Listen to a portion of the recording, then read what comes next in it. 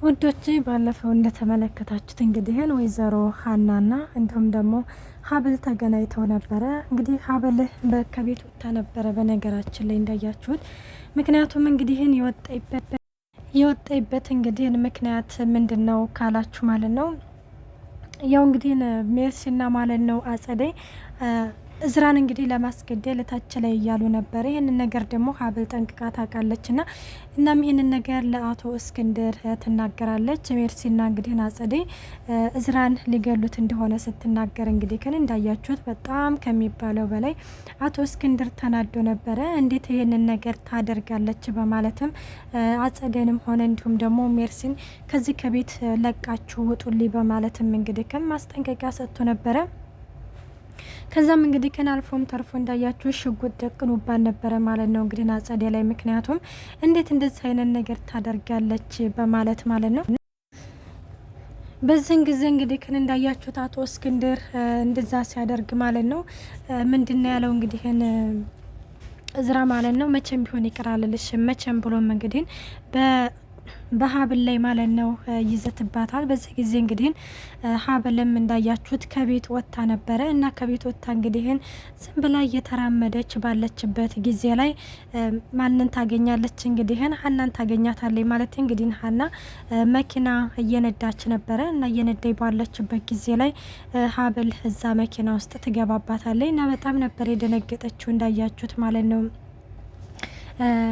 ሀና ማለት ነው። ምክንያቱም በቃ ሰው ገጭ ሁኝ በማለት እንግዲህ በጣም ተደናግጣ ባለችበት ጊዜ ላይ እንግዲህ እንዳያችሁት ደግሞ ያው ሀብል ማለት ነው እንደዚህ እንደማንኛውም ሰው የምታካበድ ወይም ደግሞ ነገሮችን የምታጋንን ሰው ስላልሆነች ነው እንጂ ሌላ ሰው ቢሆን ሀንዬን እንግዲህ ከሚባለው በላይ የኢንሹራንስ ምናምን እያለ ነበረ ብር የሚቀበላት። ሀብል ግን እንዳያችሁት ምንም ነገር እንደው ማለት ተጎዳሁም ደህና ነኝ ምናምን ነበረ ያለቻ ማለት ነው። የሆነ ነገሮቹን ቀለል አድርጋ ነበረ ያየችው ማለት ነው።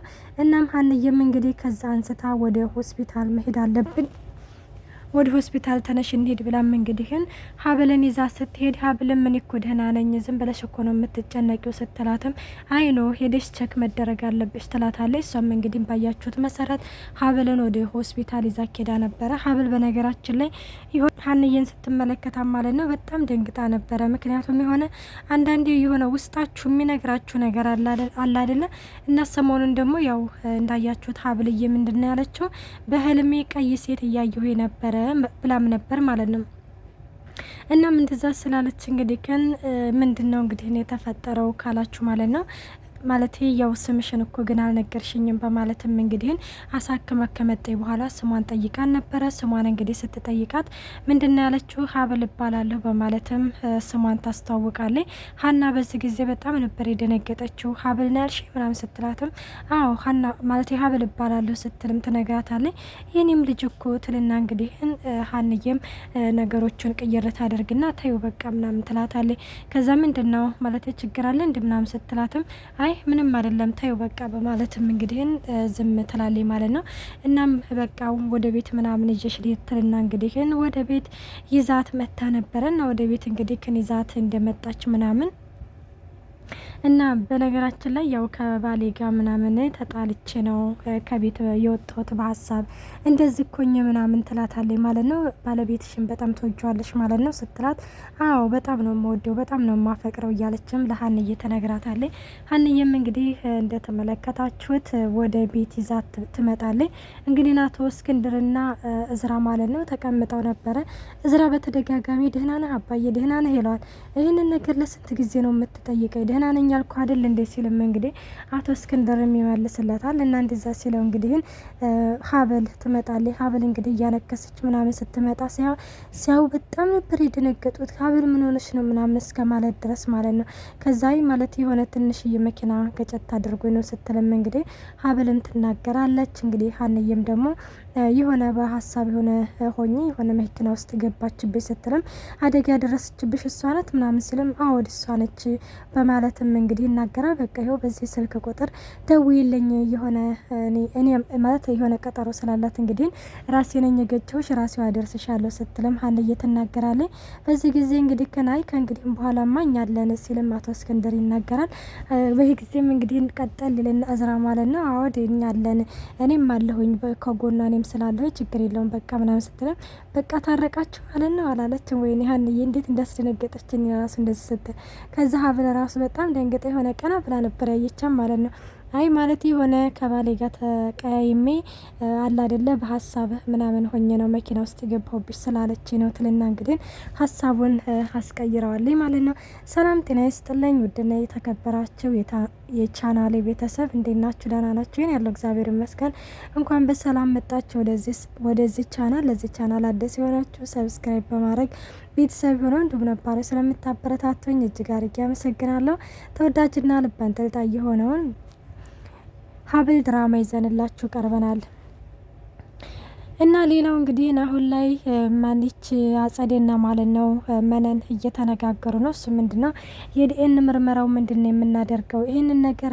ይህንን ነገር ሀንዬ ማለት ወደ ውጭ ሀገር እንግዲህ ሄጄ እዛው ካናዳ የዲኤን ምርመራው ይደረግ ብትልስ ይህንን ነገር እንዴት ነው የምናደርገው እያሉ በጣም ከሚባለው በላይ እንግዲህ ግራ ተጋብተው ማለት ነው ስለ እንደዚህ አይነት ጉዳይ እየተመካከሩ ይገኛሉ ማለት ነው። እና ይህንን ነገር እንግዲህ ሲመካከሩ እንዳያችሁት ማለት ነው አሁን ላይ ምንድነው አጸደ ያለችው ማለት የማኤልን ጸጉር ቆርጠሽ የሀብል ነው ብለሽ ስጫት ነበር ያለችው። እንዴ ቆይናና ሀን ይሄን ያህል እንደ ምን አይነት ፋራ። በነገራችን ላይ ውዶች ያኔ እንደዚህ ቶሎ ተብሎ ሀናና እንዲሁም ሀብል ማለት ነው እናትና ልጅ መሆናቸው ቶሎ ይታወቃል በማለትም ብዬ እኔ አልጓጓም።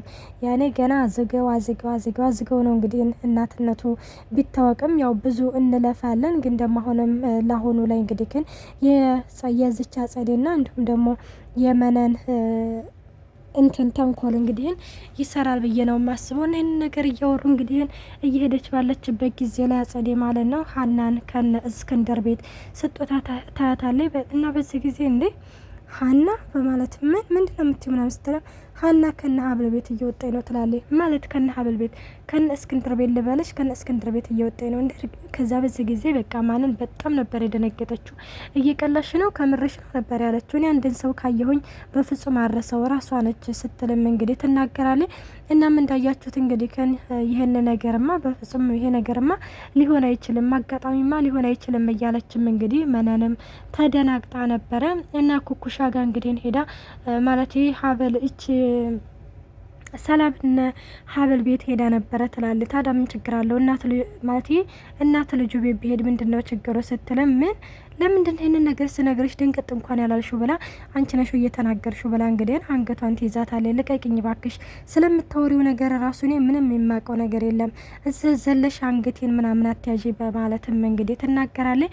አሁን ላይ ኩኩሻ የነሱ ማለት የማነች የትንሿ እህቷን ማለት ነው የሷን እህትነት ለምጄ ሲቀጥልም ደግሞ የሷን እናትነት ናፍቄ ለምጄ መለየት ራሱ በጣም ነው የሚከብደ ስትልም እና ታዲያ ምሪ ምናምን የምትይውን ነገር ተውሹ ማለት ነው። ጎበዝ ኩኩሻየው ጎበዝ እያለችም እንግዲህ ትነግራታለች። አሁን ላይ እንዳያችሁት ምን አይነት እንግዲህ ሚስጥር እንደያዘችባት ባናቅም ግን ከኩኩሻ ማለት ነው አጸዴ ሚስጥር ይዛባታለች ማለት ነው። እንግዲህ ለዛም ነው የሆነ ዝምታዋን እየመረጠችው ብዬ ነው እንግዲህ እኔ የማስበው። እና እንደውም እንዳያችሁት ማለት ነው ከአጸዴ ጋር እያወሩ ነበረ። እሱ ምንድነው ከኩኩሻ ጋር እንግዲህ ያው ሚስጥር ስለያስኩባት ሚስጥሯን ጋር ስላለ ምንም ነገር አትናገርም በማለትም እንግዲህ በኩኩሻ ላይ 100% እርግጠኛ ሆና እየተናገረ ነው። እንግዲህ ምን አይነት ሚስጥር እንደያዘችባት እንግዲህ የምናውቀው ነገር የለም።